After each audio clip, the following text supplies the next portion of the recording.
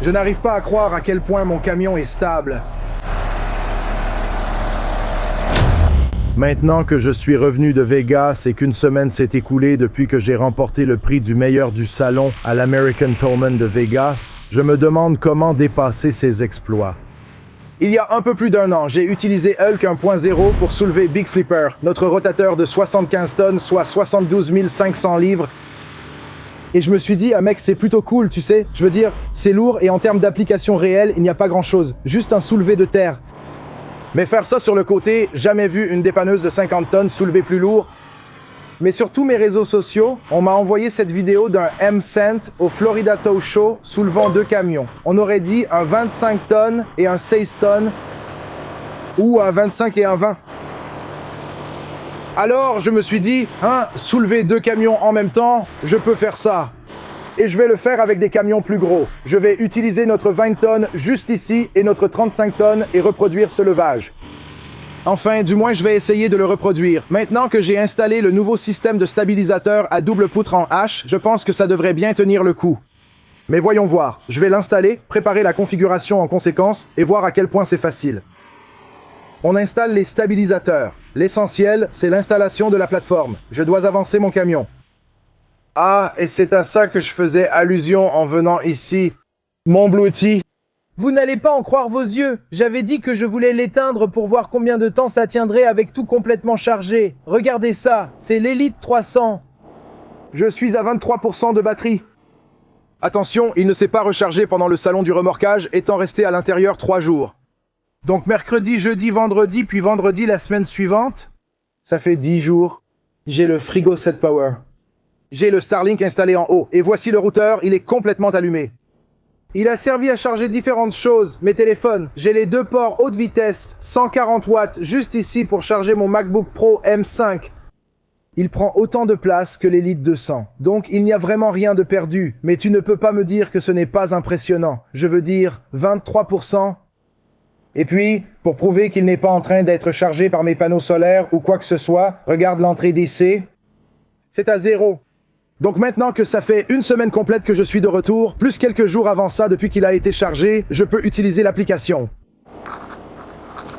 Voici mon chargeur de voiture. Allumez-le, bam, maintenant il va se charger avec l'énergie solaire sur la batterie. Mais ouais, c'est vraiment incroyable mec, j'ai le gros modèle chez moi, Alex en a un, et j'ai un Elite 200 de rechange, donc je pourrais faire une tombola sur Instagram. J'essaie d'atteindre les 150 000 abonnés, je vais trouver une idée. Mais pour tous les routiers, amateurs de bateaux, campeurs, je veux dire 4 sorties AC. Je n'ai pas de camping-car, mais il y a une prise pour camping-car. Donc il n'y a absolument aucun doute, si vous êtes adepte du van life, que vous voyagez beaucoup, que vous faites beaucoup de bateaux ou de camping. Aucune raison de ne pas choisir l'Elite 300 comparé à l'Elite 200 présenté la semaine dernière. Il a quasiment la même taille et poids. La différence est minime. C'est moins de 10%, ce qui est fou, mec. Et c'est pour ça qu'il l'appelle la station d'alimentation 3 kW la plus compacte. Tout est intégré dans un boîtier de 2 kW. Les liens sont en description. Si vous l'avez acheté sans mon lien, indiquez-moi votre numéro de commande et la date d'achat. Je vais vérifier avec Bluetooth et je vous enverrai gratuitement une casquette et un t-shirt directement depuis ma propre boutique de produits dérivés. Très bien, voilà, j'ai avancé. Mettons cet élingage en place et voyons si je peux faire comme le M-Cent.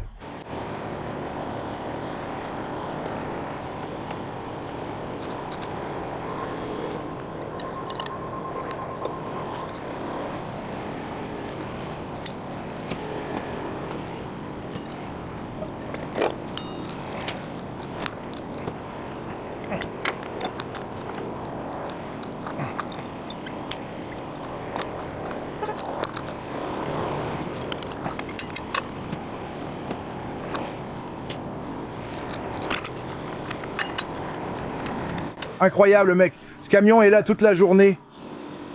Ils ont reçu un appel pour un dépannage de poids moyen. Ça retarde tout. Ensuite, j'ai Mark Batts de Tow Industries à Rod dans 1 heure pour le podcast. J'espère qu'après ce sera revenu et qu'il restera assez de lumière du jour. Comme ça, je l'aurai prêt pour demain. Mec, c'est nul, j'aurais dû le faire il y a 1 heure.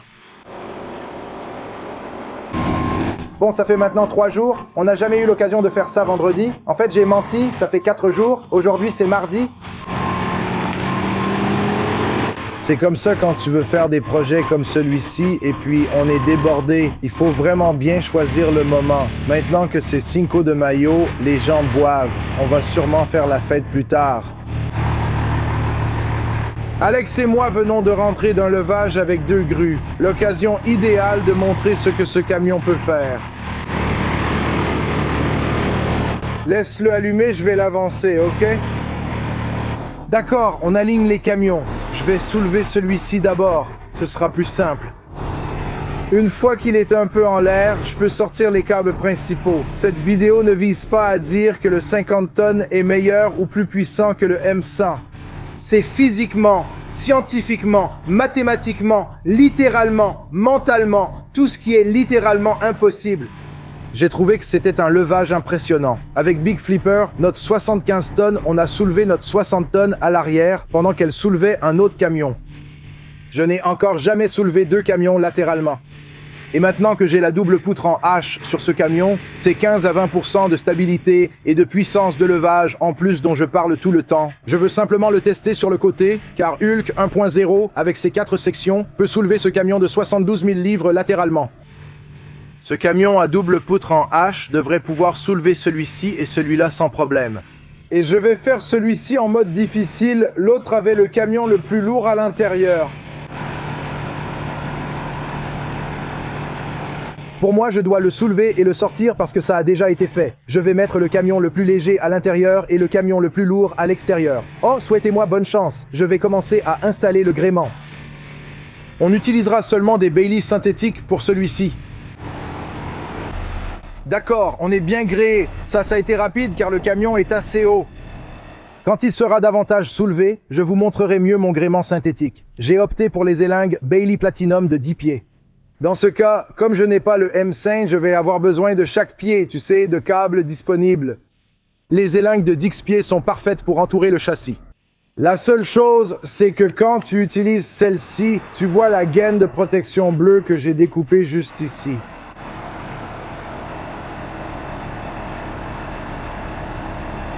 J'en ai aussi quelques-uns ici.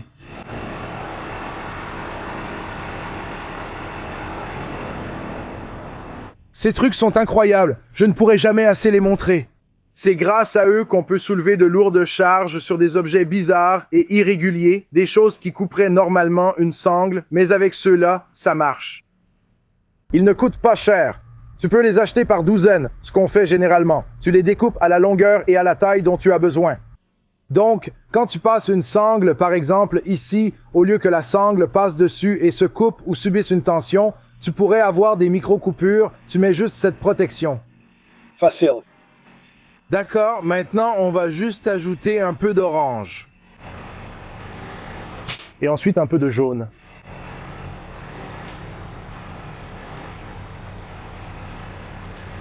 Je veux d'abord mettre le jaune car mon stabilisateur est sous le camion avec un petit réservoir de carburant. Maintenant, le M100 ayant une capacité double, il peut évidemment le faire au-dessus des stabilisateurs. Donc je dois compenser cela. Comme ça, je le fais comme ça.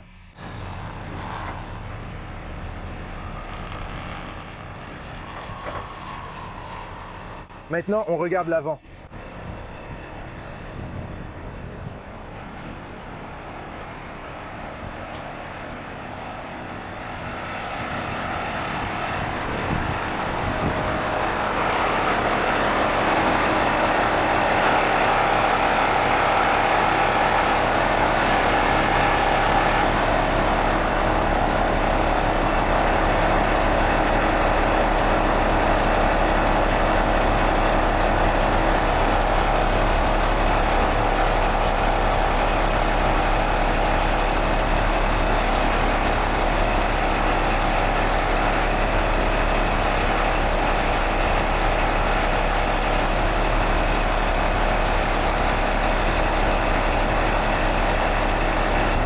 Alléluia.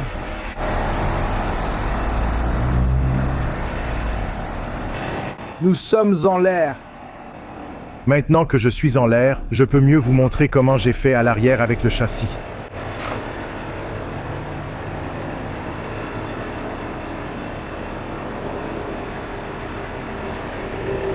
Encore une fois, c'est vraiment la chose la moins chère que vous puissiez acheter. Et je ne vois pas assez de gens les utiliser. Donc si vous utilisez sérieusement du matériel synthétique, les gars, il faut vraiment que vous preniez les manchons. Maintenant, ce qu'on pourrait faire, c'est pivoter légèrement. Je veux juste que ce truc soit devant.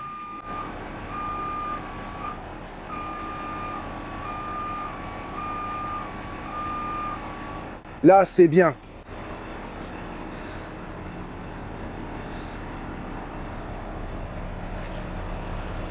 On se rapproche.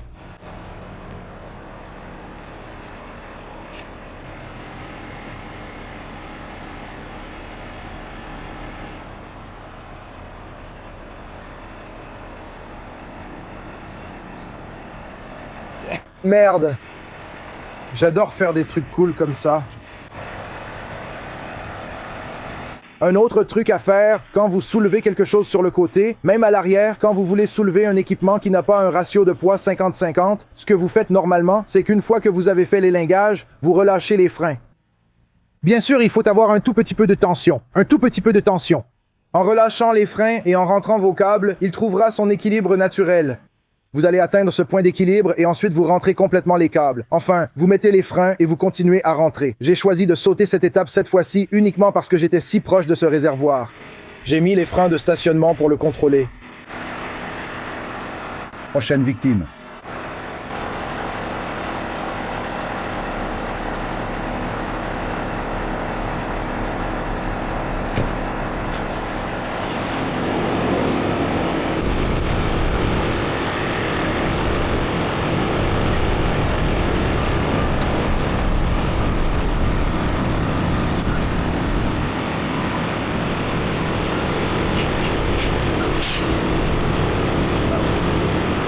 Puisque je suis déjà au-dessus des stabilisateurs, j'ai décidé pourquoi ne pas simplement lever la flèche.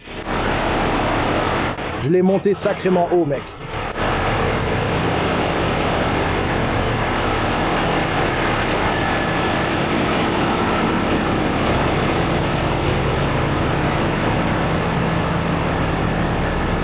C'est plus comme un eagle lift qu'autre chose. Encore une fois, pour tous ceux qui vont penser que je critique, ce n'est pas pour comparer avec le M-Cent, je veux juste reproduire le levage parce que j'adore faire des trucs cool avec les camions.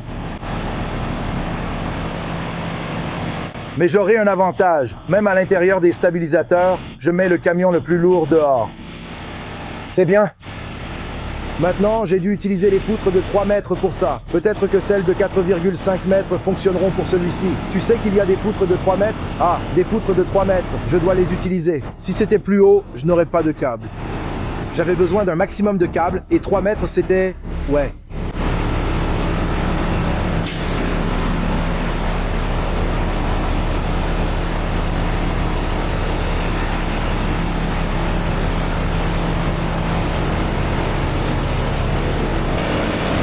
D'accord, le deuxième camion est prêt. Celui-ci, j'ai bien desserré le frein à main. Comme ça, vous pouvez le voir bouger. Même gréement, presque au même endroit, mais la rampe lumineuse m'a empêché de passer derrière. Donc je suis devant. Voyons ce que ça donne.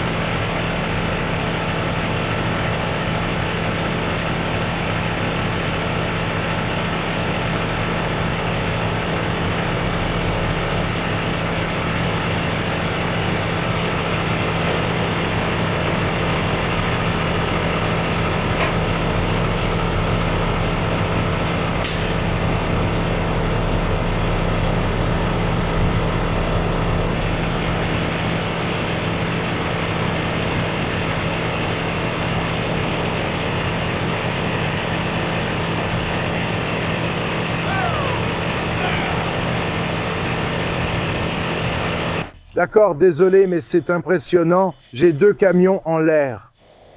Le 35 tonnes à l'extérieur. Le M100 avait l'avantage d'avoir les deux camions à l'extérieur des stabilisateurs, mais aussi le plus léger à l'extérieur. Ouais, c'est vraiment génial, mec. Alors reprenons encore un peu de câble. Je veux monter ce bébé plus haut.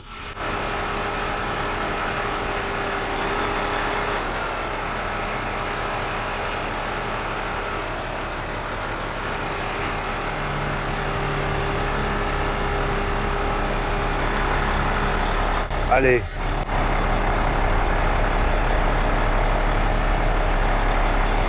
Je n'arrive pas à croire comme mon camion est stable.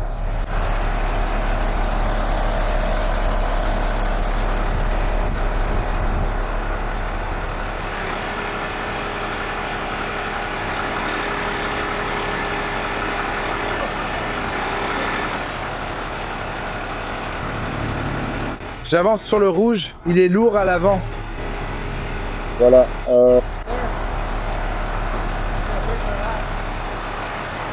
Oh mec. C'est génial. Oh, qu'est-ce que vous en pensez? Hulk 2.0 2026 50 tonnes avec une double poutre en H.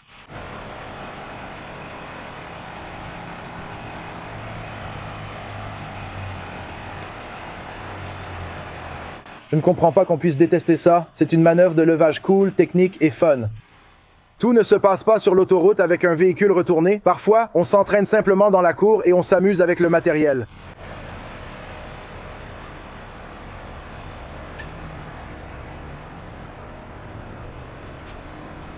Mon Dieu, ce stupide reflet du soleil. Tu vois, j'ai quand même mon stabilisateur bien en place, non? Et puis jusqu'au bout.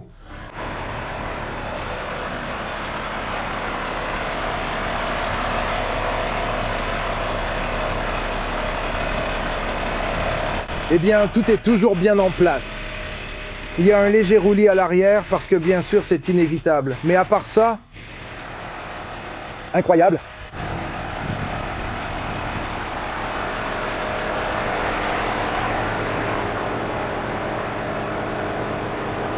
Ceci pourrait être une photo pour le calendrier 2027. J'ai juste besoin de prendre mon Sony et de faire quelques belles photos, mais ce n'est vraiment pas bien compliqué. J'espère que vous apprécierez cette belle manœuvre technique. C'est pour s'amuser et montrer les capacités du camion. Je vous l'avais dit, Hulk 2.0 va laisser la version 1.0 loin derrière. Quand tu fais des trucs comme ça dans la cour, ça confirme juste que, quand tu es sur le terrain et que tu tombes sur un truc de fou, tu sais, un truc lourd, tu sais que tu peux le faire.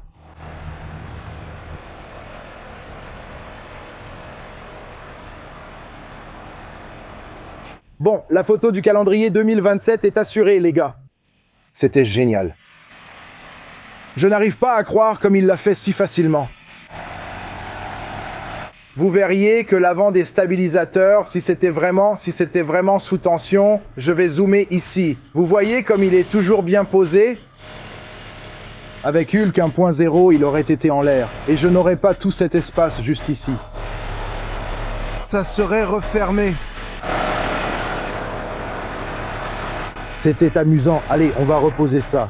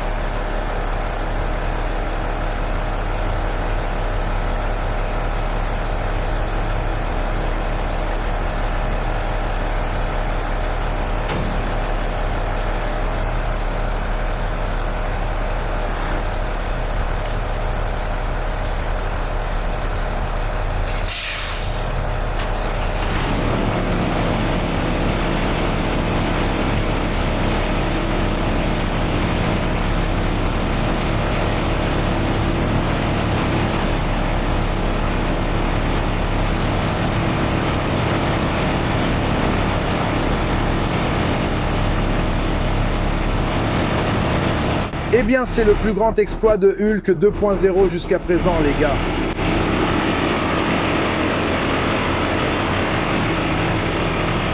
Ça ne vous impressionne peut-être pas, mais je n'ai vu qu'un M-Cent réussir ça. Et Hulk ne coûte pas seulement la moitié du prix, il pèse aussi 2 fois moins. Alors laissez-moi ranger tout le gréement et ensuite je ferai un dernier tour d'inspection. Et voilà, nos unités de 35 tonnes sont remises en place. Un travail assez facile. Je veux dire, je dis facile parce qu'il s'agit simplement de placer tes points d'ancrage, de soulever, de savoir que le camion peut le faire et ensuite de le faire.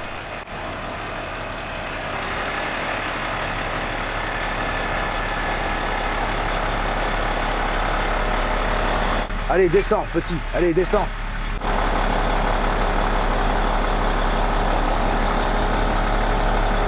Donc pour cette partie, je dois m'assurer. Je suis derrière le réservoir quand je l'abaisse. Donc ce que je vais faire, c'est simplement pivoter légèrement de ce côté.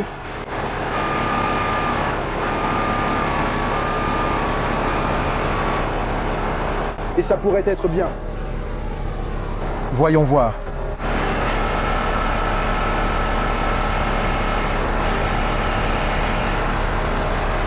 C'est à peu près ça. Ce réservoir de carburant reste intact. Le gréement sera bien plus facile à retirer. Je vais poser ça ici pendant que je monte là-haut. J'espère que ça vous a plu. Si oui, pensez à liker et à vous abonner. Et ce Blue Yeti Elite 300 dans mon camion montré au début, le premier jour. Comme j'ai ce modèle amélioré, pour la plupart d'entre vous qui regardez, surtout si vous avez un camion, un bateau ou quelque chose comme ça pourrait être un peu trop. L'excès, c'est mon deuxième prénom, donc j'adore. Mais l'Elite 200 pourrait mieux vous convenir. Je vais l'offrir à quelqu'un. Assurez-vous d'aimer et de vous abonner. Je ne sais pas si ce sera un tirage commun sur Instagram, car c'est une grosse somme. Quand j'ai fait le job Ethan Fire, celui-là était facile parce que Blue Yeti a participé et ils ont aidé à choisir. Je ne sais pas encore comment je vais gérer celui-ci. Si vous prenez l'Elite 300, utilisez mon code, envoyez-moi votre numéro de commande pour que je le suive et vous offre une casquette gratuite. Un t-shirt gratuit, quelque chose comme ça, mais dans 5 minutes, ce camion sera rangé, les camions seront rangés. C'était super amusant. Donc, 3 raisons pour lesquelles ce n'était pas aussi impressionnant que le levage du M-Cent, évidemment. D'abord, comme dit, celui-ci a débuté avec le plus gros camion hors des stabilisateurs. Ensuite, il y avait plus d'espace entre les camions et enfin, celui-ci était. Je crois qu'à environ 20 degrés sur la flèche, c'était quelque chose de ridiculement bas. Mais il y a 3 raisons pour lesquelles la mienne était plus impressionnante. 1. Mon camion était le plus lourd dehors. 2. Ma flèche est bien plus petite que celle du M100. 3. Ma capacité de levage nominale est 2 fois moindre.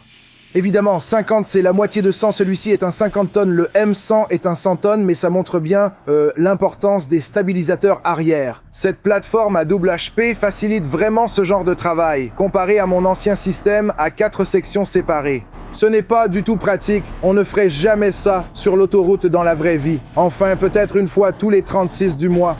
Mais juste le fait qu'il puisse le faire et qu'il l'ait fait aussi facilement, à mes yeux et à mon avis, c'est vraiment impressionnant. Donc encore une fois, j'espère que ça vous a plu. Si vous ne l'avez jamais vu, regardez celui sur le M-Cent Junior à qui appartient cette vidéo. Cherchez sur Google Florida Tow Show Lifting 2 Trucks pour comparer comment celui-ci s'en sort par rapport à l'autre. Je vais ranger le camion et retourner au bureau. Merci d'avoir regardé, salut les gars.